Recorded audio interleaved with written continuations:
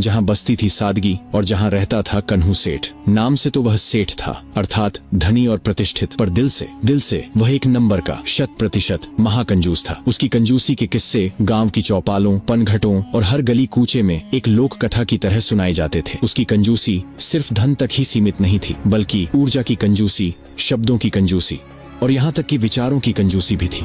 लोग कहते थे कन्हू सेठ इतना कंजूस था कि अगर रात को दिए की बाती जल जाए तो जलने के बाद जो धुआं ऊपर उठता था वह उसे भी वापस खींच लेने की कोशिश करता था कि कहीं उसकी रोशनी या ऊर्जा का एक कण भी व्यर्थ न चला जाए। सोचिए, अगर कोई बेचारा थका हारा भिखारी उसके दरवाजे पर आकर सिर्फ इतना कह दे, राम राम सेठ जी, तो कन्हू सेठ जवाब देने से पहले गहन चिंतन में डूब जाता था। वह सोचता था, अगर मैंने राम राम बोल दिया तो मेरे कंठ से, मेरे मुख से, मेरे शरीर की 2 शब्दों की कीमती ऊर्जा भी चली जाएगी। क्या यह नुकसान उठाना जरूरी है?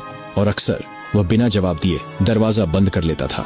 उसकी चुप्पी भी एक महंगा सोना थी। गांव के लोग ऊपरी मन से उसके इन हास्यास्पद किस्सों को सुनाकर हंसते थे, पर अंदर ही अंदर वे सब उससे परेशान और दुखी थे। जब किसी गरीब किसान की बेटी की शादी होती थी और वह सेठ से सिर्फ एक छोटा सा सहयोग मांगने आता था, तो सेठ तुरंत अपनी तिजोरी के ताले की आवाज को अनदेखा करके अपनी गरीबी का राग अलापने लगता था। याद है, एक बार गांव में एक झोंपड़ी में आग लग गई थी। सब लोग उसे बुझाने और मदद करने दौड़ पड़े थे, पर जब कन्हू सेठ से मदद मांगी गई तो उसने हाथ जोड़ ली, आंखें फेर ली और बड़ी निर्दयता से कहा, अरे भाई, मैं क्या करूं? मेरे पास तो खुद की जरूरतें पूरी नहीं होती। ये सब मेरी किस्मत में नहीं है। भगवान जाने तुम लोगों को कौन बचाएगा। और यह सब वह तब कहता था जब उसके घर के भीतर, उसकी कोठरी में सोने के बर्तन, चांदी के सिक्के और हीरे जवाहरात के ढेर लगे हुए थे। तिजोरी के ऊपर एक ताला, फिर एक और ताला और फिर एक अदृश्य मानसिक ताला, ये सुनिश्चित करने के लिए कि उसका कीमती धन सुरक्षित रहे।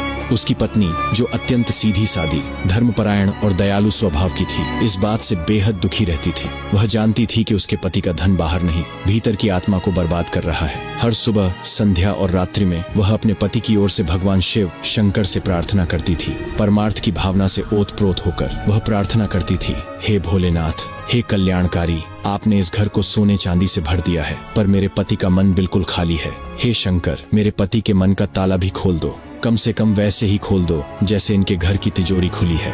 पर सेठ पर तो जैसे लोभ की एक मोटी काली धूल जम चुकी थी, एक ऐसी परत जिसे कोई साधारण पानी या साधारण आंसू नहीं धो सकता था। इस झंग को हटाने के लिए तो किसी असाधारण शुद्धता की आवश्यकता थी, शायद स्वयं गंगा जल की ही। और फिर एक दिन गांव में एक अभूतपूर्व शोर मचा, हर ओर उल्लास का वातावरण छा गया। अरे भाई सुनो, माघ का महीना आ गया, पुकारो सबको। प्रयागराज में गंगा, यमुना और सरस्वती के संगम पर गंगा स्नान का महापुण्य काल चल रहा है। यह अवसर बार बार नहीं आता।